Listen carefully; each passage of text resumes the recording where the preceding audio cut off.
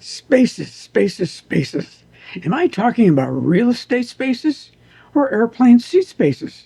Or even spaces in your car? Nope. I'm talking about even more important spaces. I'm talking about color spaces. Whether it's photography, video, film, web, print, design, etc., color and color spaces are involved. I suspect those who have been in the graphic arts industry are quite familiar with certain color spaces, but many of the younger generation in the industry may not. So in this episode, I'm going to quickly detail the various color spaces used in the industry today. I'll talk about what they are and which color spaces are used for a particular project. The key to remember is how big the color gamut is for a particular color space you are using. The other key is bitrate. An 8-bit color space, for example, will provide millions of colors, but a 10-bit color space will provide billions of colors. This is great for a monitor.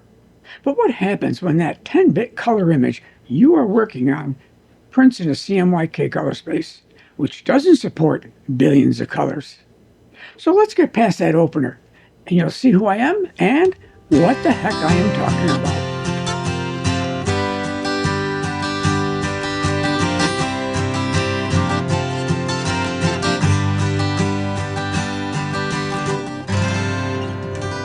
The first color space is sRGB. This is a color space designed by Microsoft and HP back in the 90s.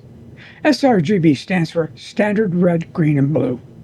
The goal by Microsoft and HP at that time was to standardize colors portrayed by electronics on different monitors. And back in the 90s, we were still using those famous CRT monitors. It is the most popular color space used then and today, and the one used for Windows originally, for most web browsers and most consoles for PC games at the time.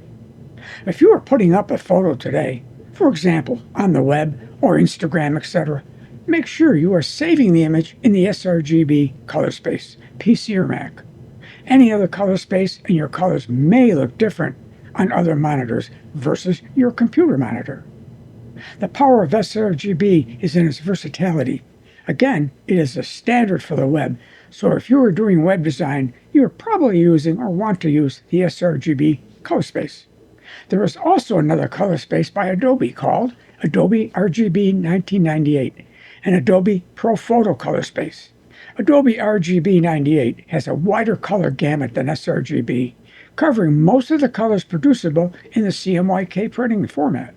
It is also used in professional photography and print workflows. ProPhoto RGB has a much larger color gamut than Adobe RGB 98 and sRGB, including colors that the human eye can see, but cannot be displayed at most 8-bit monitors or in print. It is designed to preserve maximum color information for high-end image editing. However, because of the large color gamut, CMYK printing, meaning offset and digital, they can't replicate that color gamut. So this color space should not be used for traditional offset or digital printing. This color space is great if you are displaying an image on a digital display that can display 10-bit color because it can display billions of colors that print can't, and you will be able to view the image in all its glory that print just cannot do, unfortunately. Another color space is grayscale. This one is pretty self-explanatory, I think. But you do have to wonder, why can't we just choose a gray-looking color in a color picker in our editing software and call it a day? Or even, how about just desaturating the image? Well, you could, but those colors aren't always reliable, depending upon your computer screen. You might end up with a neutral-looking gray on your computer that translates into more of a warm gray on another device, or when you print. Colors are very greedy, and any chance a color has to steal the show, it's going to take it.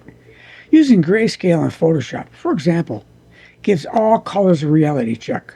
So you just have gray and black, not green gray, not blue gray, etc.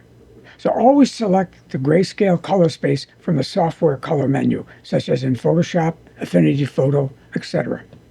Another color space you might see in photo editing programs is the LAMB color space. The LAMB color space, also known as a C-Lab color space, is a color model designed to be perceptually uniform and device independent. It represents colors in a way that closely actually matches the human vision. Components of LAMB are that L represents perceptual lightness ranging from 0 or black to 100 or white. A and B for the 4 unique colors of human vision, meaning red, green, blue, and yellow. The key things is for the LAMB color space is that it's device independent, which means the same values should produce the same colors across different screens and printers. The last 2 big color spaces we use in the industry are multi-channel and index color. Okay, let's hit the multi-channel first. A multi-channel color space refers to a color representation system that uses multiple channels to define color and other attributes of an image. Each channel contains specific information about the image, such as color intensity, transparency, or depth. It can include multiple channels such as cyan, magenta, yellow, black, and additional spot colors. Multi-channel is used in advanced printing techniques, incorporating additional spot colors for greater precision and vibrancy. Multi-channel is ideal for special effects, digital artwork, allowing for the inclusion of metallics and fluorescence. An index color space is a method of storing and displaying images where colors are represented using a limited palette, such as a color lookup table or a LUT. Instead of storing full RGB or CMYK values in each pixel, an index color space uses a palette of limited number of colors up to 256. Each pixel in the image contains an index or a reference number that maps to a specific color in the palette. Used mostly in GIF, PNG 8-bit image formats, video games with restricted graphics memory, UI elements, and icons, and remote sensing or scientific imaging where color classification is needed. LUTs, or color lookup tables, are used widely in photo and video editing today. Okay, I haven't mentioned CMYK yet, so what's the deal with that? Well, I suspect most watching this video know all about CMYK, which is used in all traditional or digital printing. CMYK, or again, cyan, magenta, yellow, and black, is subtractive color, meaning colors are created by subtracting light from the ink. Unlike RGB, which adds light to create colors, CMYK removes light from the ink, toner, etc. to create color. I know I have colored these color spaces pretty darn quickly, but I just wanted to give you an idea what they do and what they're used for.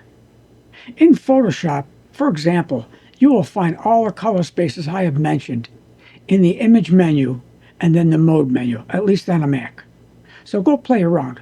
Also remember, no matter what color space you may use, when you print on digital or offset equipment, the file you should hand to the printer should finally be in the CMYK color space, unless advised by your printer.